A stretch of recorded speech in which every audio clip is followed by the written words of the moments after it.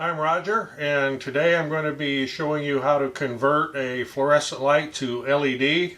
About 2 years ago I converted all but one light in the shop here and in our shipping area from fluorescent to LED. I left this one out, didn't convert it because I was going to move it, and I never got around to it. So finally I'm going to get around to moving that last light over, and I'm going to do the conversion to LED. I thought I'd do a little video here to show you how it's done and explain a few things about it. A little bit about me. I'm a retired electrician. Master Electrician. I have 42 years in the trade. I retired on January 1st of 2019. So the last thing I really want to do is any more electrical work, but it happens and I need to do a little bit around here. So one of the things I want to do is get this light out of the way, and I want to explain a few things. Now some caveats here right off the bat. Most locations are going to require the work to be completed by a licensed electrician, and I recommend the same. Be sure to check with your local regulations, and also determine the safest way to proceed with this.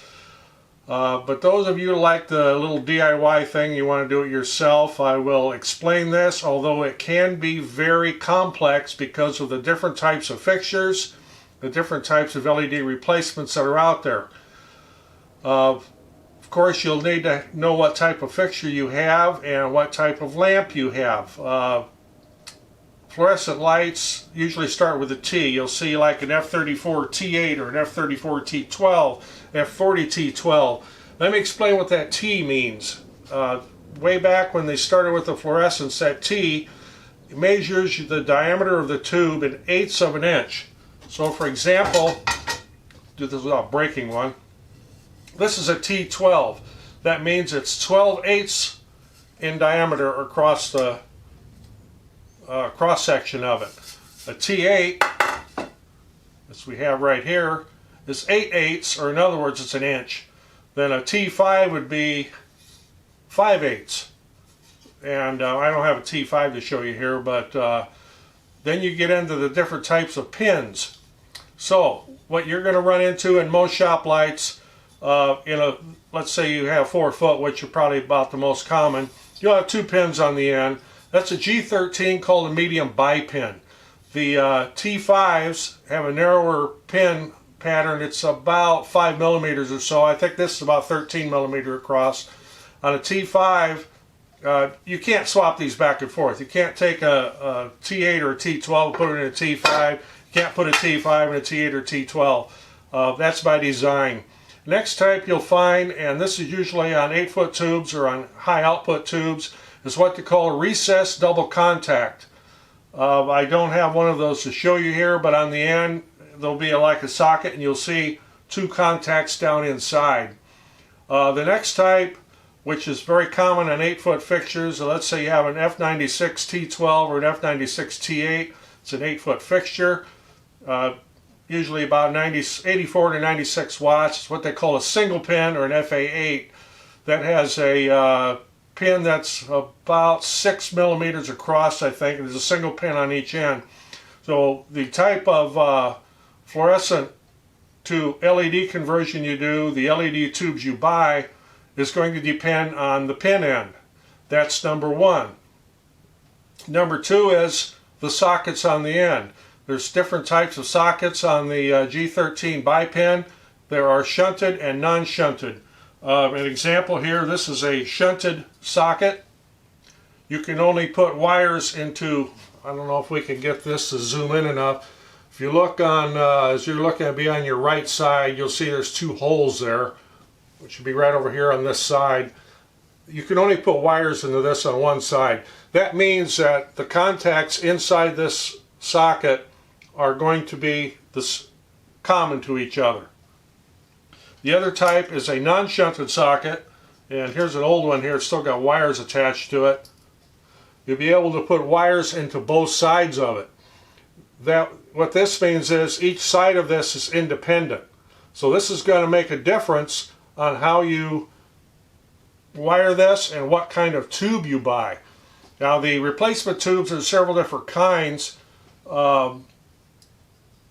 The first one is, well, UL actually has types. So you have type A. That can operate off an existing fluorescent ballast. You don't have to change anything. You don't have to open the fixture up. Just take the your old tubes out, put the new tubes in, and away you go, you're good to go. However, you need to make sure you have an electronic ballast. If you have one of the old type induction ballasts and not electronic ballasts, then the direct replacement tubes won't work. The next type is a type B. It does not operate off the existing fluorescent ballast. You have to rewire the fixture, which is what we're going to be showing here. It bypasses the ballast and sends the line voltage directly to the lamp holders. Then type C employs the lamp holders that connect to the fixture that's being retrofitted, does not operate off the existing ballast, also requires rewiring the fixture, and has an external driver pack. I do not have one of those here to show you, but it has a little external pack that you would mount inside the fixture that drives the LED lamp. The type I'm using here, once again, is going to be type B, where the driver is built into the lamp, and that's the type I'm going to be covering here. Another type are what they call cooler tubes. Those are used like inside of walk-in coolers in restaurants and food service places like that. They're self-contained, they're weatherproof. Occasionally they'll have a separate driver pack, but it too will also be moisture resistant, and it'll be a sealed unit. There again, it requires complete rewiring of the fixture, and most of you aren't going to have one of those, so we're not going to get into that. They also have one called the PL, which is for the compact fluorescents that have pins on one end. You usually see them in the round can lights in the ceiling. They just plug in. Double biax, triple biax, it depends on what type you have. So if you're going to convert those, you're going to need to know exactly which type you have. And they can operate off the existing ballast that's within the fixture. Before I get into the actual conversion of this, we're going to talk a little bit more about safety. If you're not absolutely sure what to do when it comes to wiring any of this retrofit or installation stuff, I'd strongly recommend you call a licensed electrician. And not your brother-in-law's cousin's wife's brother or whatever. You want to have an actual electrician do the work.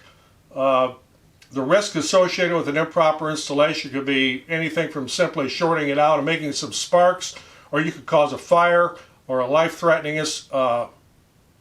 installation that could create bodily harm or property damage. So once again, this is purely informational for those that like to DIY, but I am not going to take any type of responsibility for what I'm showing you here. If you do it wrong or you get shocked, that's your problem. And as they say, and I say on my other YouTube channel where I deal with electrical stuff, your mileage may vary. Okay, we'll get on to this. Oh, one more thing about the lifespan. A lot of people ask about that. The average lifespan of a fluorescent tube is about 30,000 hours. A LED lamp tube is about 50,000 hours. Yes, the LED is going to cost more than the fluorescent. This is what I'm going to be using. They're made by Hyper Icon. They're a double-ended type LED, and they will give you, well, probably 50,000 hours. We've had these in here for 2 years now, and most of these are on from spring through fall, from 10 to 12 hours a day continuously. One other thing I will mention about the life of fluorescent versus LED tubes, even going with incandescent lamps, your regular light bulbs. Your regular light bulbs, the life of that is determined by the number of hours it is on. The number of times you turn it on and off doesn't really make any difference. On a fluorescent tube, the number of times you switch it on and off will greatly affect the life of it. That's why in a lot of commercial buildings you'll see those that are designated as night lights, and they're left on 24 hours a day all year, will usually outlast the ones that are turned on and off because of the number of times you switch it. With the LED tubes here, the number of times you switch makes no difference. It's strictly by number of hours. So now we'll get on to the fixture part of it here, and I've got one sitting here. One of the things you'll need to determine, this is an old one, it needs to be cleaned up, is what type of ballast you have. This one has an electronic ballast. Flip it around so it's right side up. The appearance of yours may vary a little bit. There's lots of different types. The conversion I'm doing, and I'll probably actually use this fixture. I've got one to take down, but I need to put another one in my shed. So I'll get this cleaned up and I'll take this ballast out, and then we'll get into a little bit more of the installation of it. So I'm going to get this stripped down and cleaned up, and I'll be right back. Okay, I've got this all stripped down and cleaned up, and before we get on to the how-to of it, I want to mention something else. This is one of the replacement tubes. As you can see, it's aluminum on one side, acts as a heat sink, and the other side is clear. They're labeled AC input on each end. There's two different types of these Type B replacement tubes. This can be used either with shunted or non-shunted sockets. The other type, because this has, well, let me clarify that. On each end of this, you would bring the hot to one end and the neutral to the other end. This is a double feed live end lamp. The other type they make is, this would be a dummy end. This would be your power end, where both your hot and your neutral would come into the same end. On that type of fixture, you cannot use a shunted socket.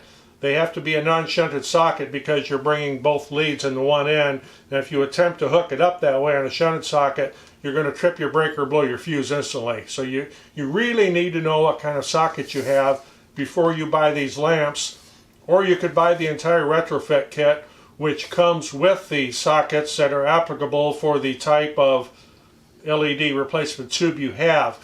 There's also different what they call color temperatures. This is 5000 K, which is equivalent to daylight, and it's what you're seeing in the ambient here.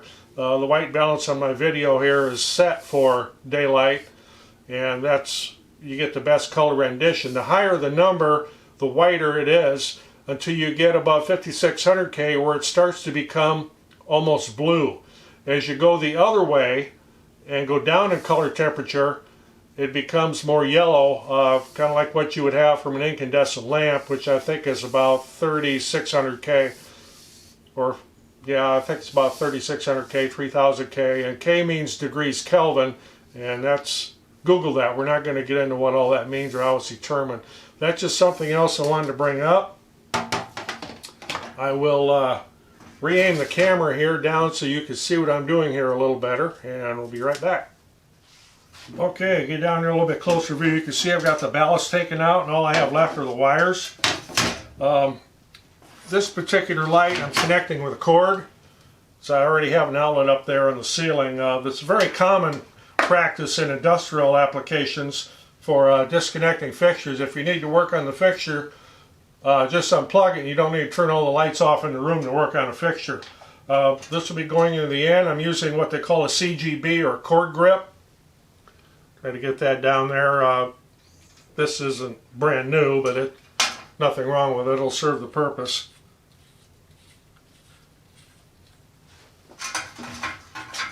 That just goes into the end of the fixture. These fixtures originally came out of a school many years ago during an upgrade that I was participating in, and they were pitching the fixtures. So almost all the fixtures in our shop here and in our shipping area came out of that school, and they're more or less being recycled instead of going to the scrap pile or landfill. So this cord will just feed in through this CGB.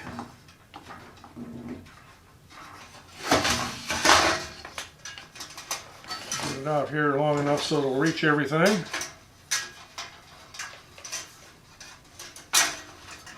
You just tighten down the gland nut on it, and it holds that in there good and tight.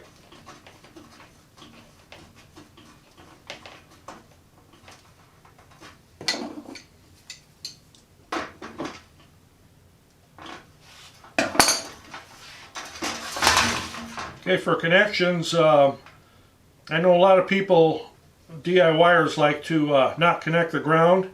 Don't make that mistake. Always ground your stuff.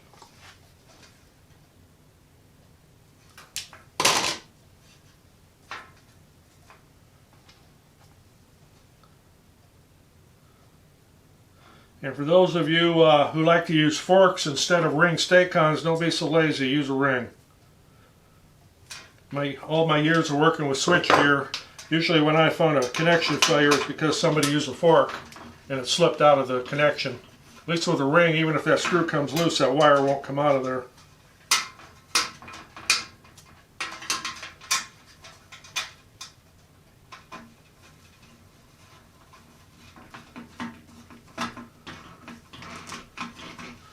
Okay, and from here it's quite simple. Get your end stripped here. You'll have, in most cases, you'll have one wire coming from one end, possibly two, and they could be yellow. Colors don't really matter in this case. So we're going to make this end, which is, show this a little better. This end of the fixture down here, the two sockets have a jumper between them. These are shunted sockets. There's only one wire coming back. So we're going to make that the neutral, which would be the white.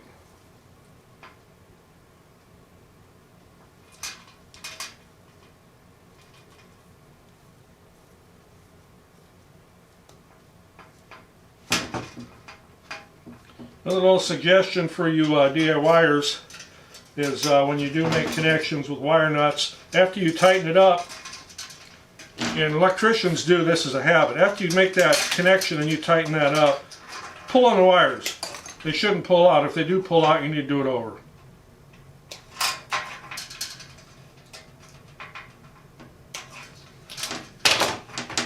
Here on this end we have two sockets. That one doesn't want to stay in there. Crimped in. And two sockets on this end, each with a blue wire. Yours may have a red wire, yellow wire. You know, it just depends on how the fixture was built. You want each of these also to be common to what we're going to call the hot, which would be the black wire on this cord.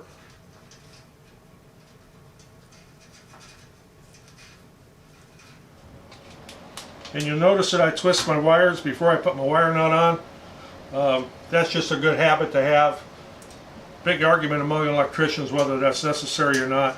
Makes for a better connection. I don't care what other people say. Set in my ways. Did it for a long time. Okay, after you get that set, get all your wires kind of neatened up and run inside the channel.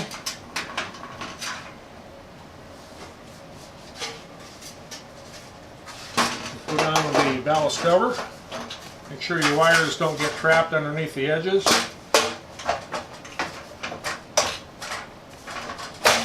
Something else I should mention too, with all fluorescent lights, they're sharp. You can cut yourself real easy on these sharp metal edges. So use some caution. Okay, and then you need to put your fixture, your lamps in.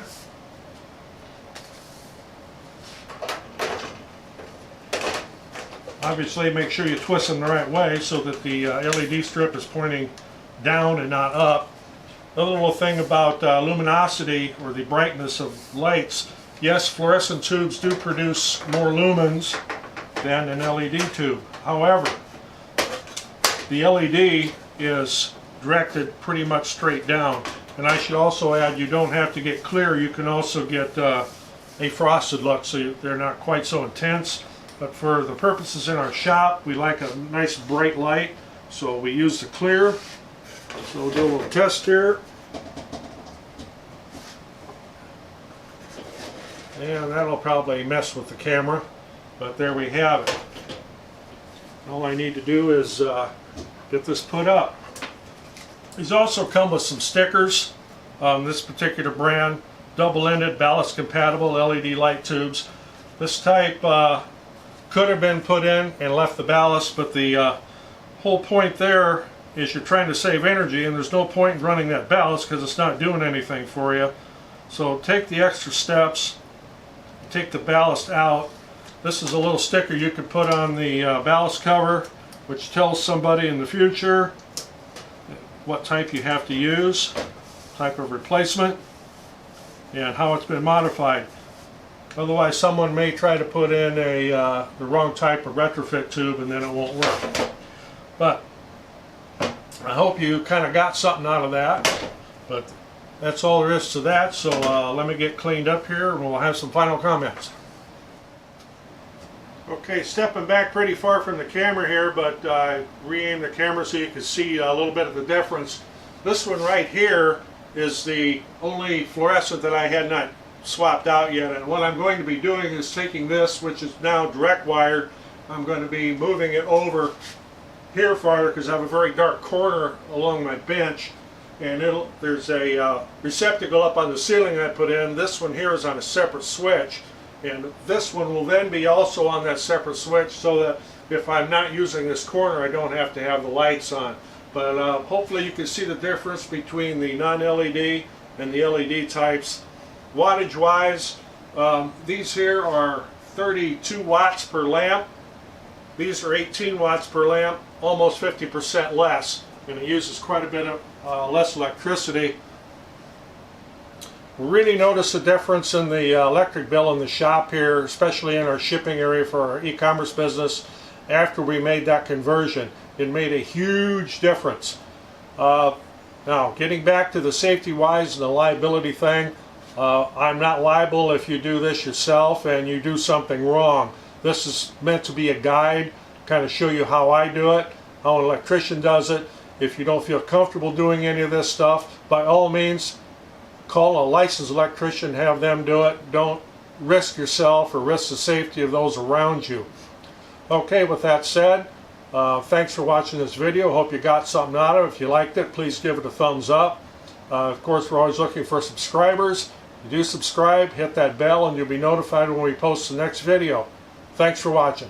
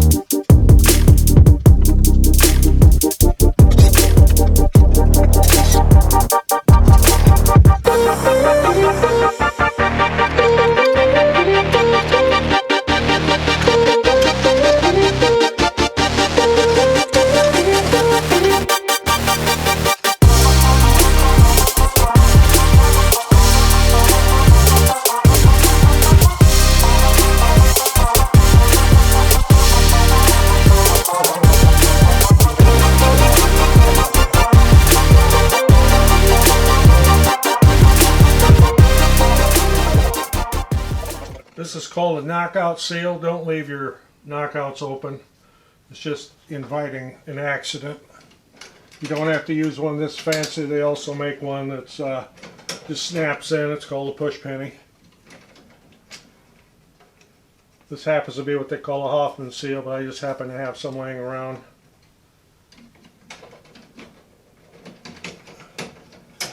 And in case anybody's wondering, yes, the power's off.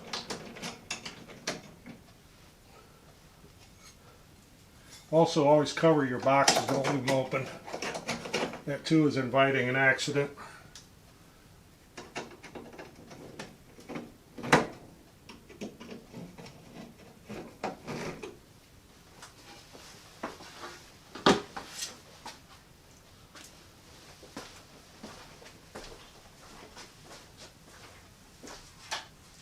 Hey, we got the lights back on. Okay, as you can kind of see there, I've got to go around, I've got a gas pipe that runs through there that goes through a furnace. So I need to make some spacers to space the fixture down because I need to span that gas pipe. So I have to cut a couple pieces of wood to screw them to the ceiling here, and then I'll be back. There, got some blocks up there.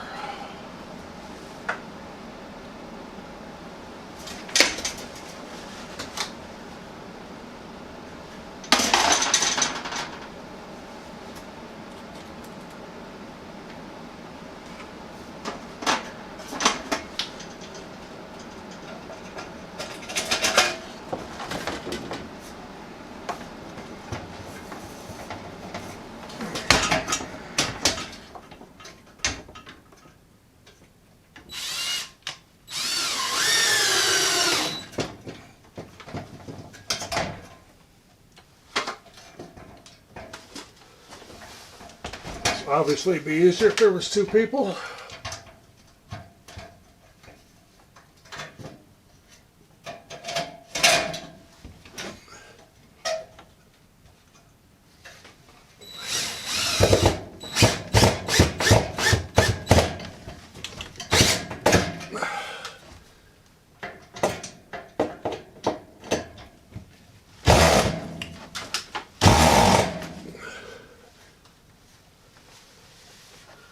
Well, I need another screw up there.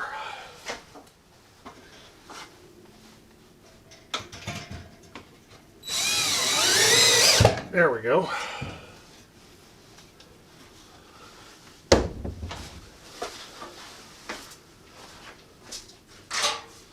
As you can see, not everything goes smooth around here every time.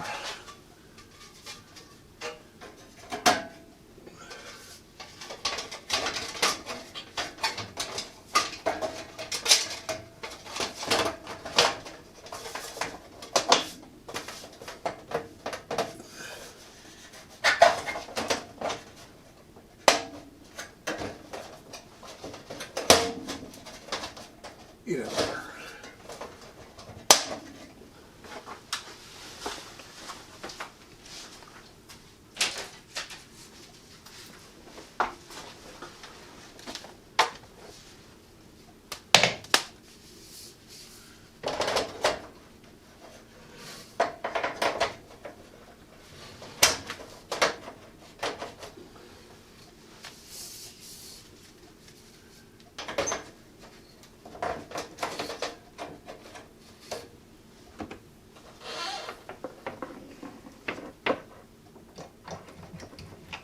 And let there be light.